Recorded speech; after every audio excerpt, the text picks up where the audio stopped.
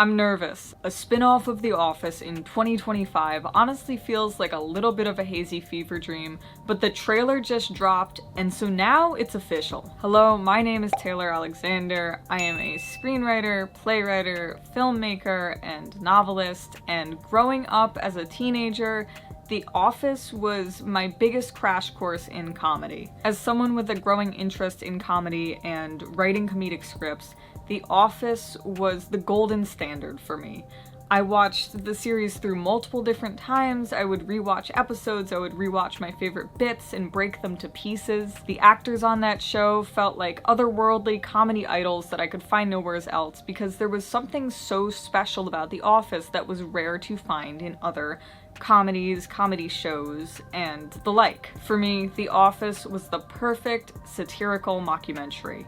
In fact, it inspired me to start making my very own mockumentaries, so in a way, it was a pretty strong pipeline for me as a creator. Considering that my brain was still forming as I was, sucked into this, it probably did have even a bigger impact on me as an artist and as a person than I even realized, so I'm curious to see how this spin-off goes. It's crazy to think that they're dropping the trailer so close to a September 4th release, less than a month out. Earlier this year, I delved into the Suits spin-off, Suits LA, that was also handled by NBC. And needless to say, after that, I am a little bit nervous about how this spin-off is going to go, especially because of the key details of the mockumentary style that made the original Office so special. When it comes to spin-offs of shows like The Office or Suits, the fan base of the original show is usually really specific about wanting that original feel, wanting those original characters. Essentially, they want to immortalize or continue the time when they were first watching that show and the original show and people that they fell in love with so much. That was one of the major problems with Suits LA. Not only were initial fans not receptive to a new cast of characters, even though some original favorites were brought back, like Harvey and Lewis, but Suits LA was very distantly related to the original Suits. Besides being in the same world, the show really struggled to capture that same dramedy essence of the first show that made the original Suits so special. In my opinion, Suits LA failed because it wasn't meant to be a spin-off of Suits initially. It was meant to be an Aaron Korsh legal show, which was then branded as Suits LA in hopes that more viewers would get garnered for the show. And instead, I think it caused its demise. So in another swack at a money-making spin-off, Peacock has taken on the creatives of The Office to make a new show called The Paper. Let's react to the trailer. So, right off the bat, I do have to say, in the thumbnail here and in behind-the-scenes photos, castings, etc., we do know that Oscar Nuñez, who is of course Oscar in the original series, is continuing on in The Paper. Let's give it a watch.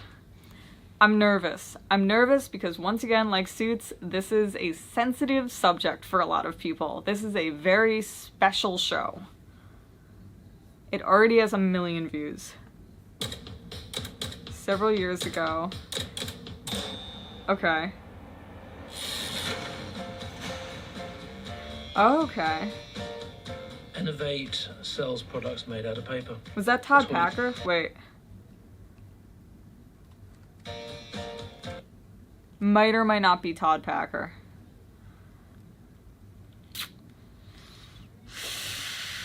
I have to stop. Already the original look is lost. That 2008 look. I know it's not 2008, but that initial, not super polished mockumentary look is lost. I can see, however, if we are taking this in terms of timing, that the crew that filmed The Office, now 15 years later, it's been a lot less since that series ended, but saying since the series started, they'd have better technology. They would. This looks a lot more polished, as it should chronologically, but I do miss that initial feel.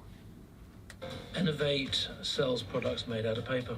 He's Toilet British. tissue, toilet seat protectors, and local newspapers. And that is in order of quality. Okay, so they're a paper company. Here is one of my articles I'm particularly proud.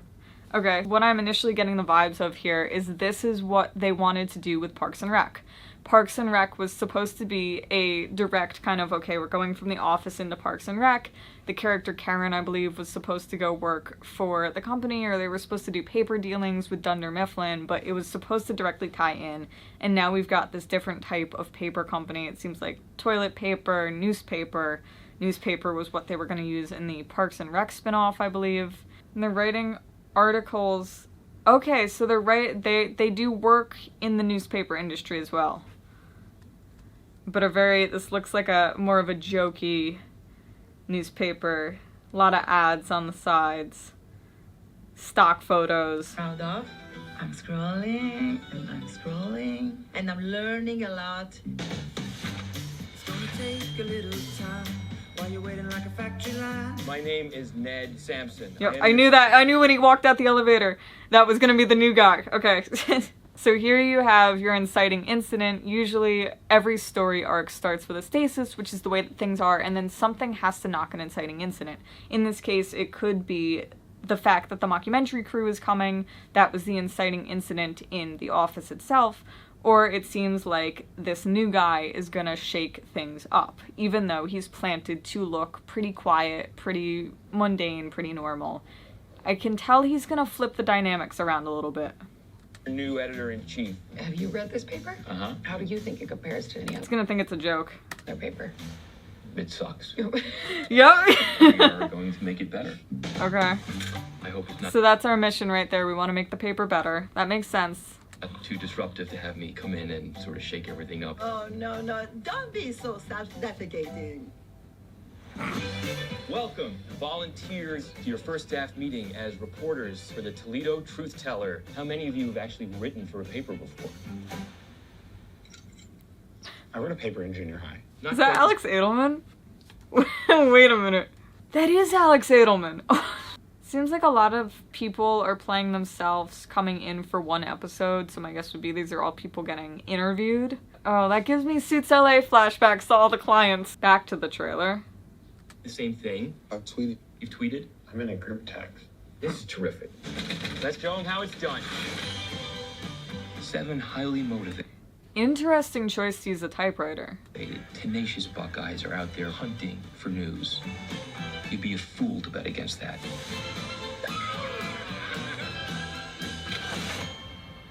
Not again. I'm not agreeing to any of this. I will make this unusable. Use that. Oh my god, Alex's little I'm not look when agreeing to Oscar any of this. swears. I will make this unusable. The smirk. Oh, that's so funny. Use that.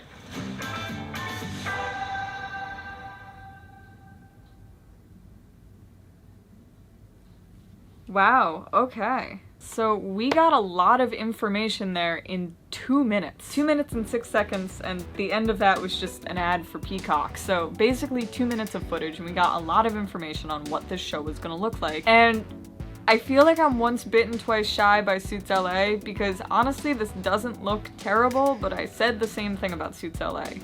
Do I think that Suits LA will be renewed for a second season?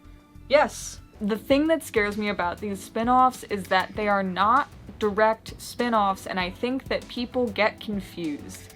This is about a newspaper company, and it was made by the same people who made The Office. In order to do the crossover, they brought over Oscar.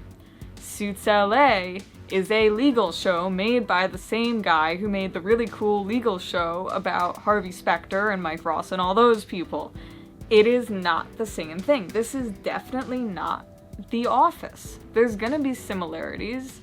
There are callbacks to it, but this is a very different show. The big difference is that these people are going to be finding their way as first-time volunteer reporters. These are not just people working in a paper company. We have more of an abstract situation. Like any mockumentary, you do have the core of these people trying to find their way. We see that a lot in The Office. We saw that in Ben Platt's Theater Camp. We see that everywhere because that is the human connection that make a mockumentary feel more real and feel more grounded to the human experience than, you know, let's say a full-on drama show or, you know, an FBI show, is that you have these people in these more regular experiences trying to find their way. Hiring 7 volunteers to write a newspaper, none of them ever having done anything mildly related to journalism before, as they express in the trailer, is a little bit of a different situation. It's a little bit of a curveball. However, I like it for this. I like the idea that they have this sort of misfit story, these people who aren't used to this scenario, who are gonna have to deal with, you know, more skilled people like this editor who comes in. I like the idea of someone really experienced bringing in people who are inexperienced and trying to guide them. I like the way that they all come from different backgrounds, because I think it's all really good comedic setups. There's a lot of comedic setups there, and seeing the way that they're going to interact with one another, how the volunteers are going to interact with people who work professionally at the company. Are they going to second guess themselves, you know, on either side? So I think there are a lot of those really core comedic setups present here. I would almost prefer to have something like this versus a direct spin-off of The Office, because I feel like with how sensitive a lot of fans are to that original material and having it remade, because there is something so special about it, as we say, you know, oh, I wish I could see that again for the first time. I think it's better to highlight, hey, if you liked this, these same exact really good creatives are now working on this.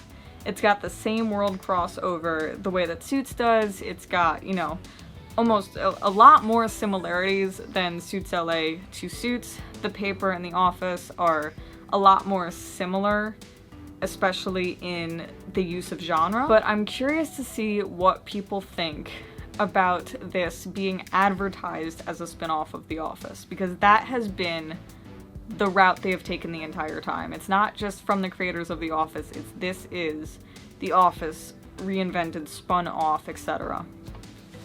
Suits LA, people were angry when the trailer came out. So I'm seeing a lot more positive comment section here. There's a lot of comments about Oscar, which I know is a big advertising tactic for them. Making a spin-off with someone from the original show in it will get your original fans to latch onto something within it.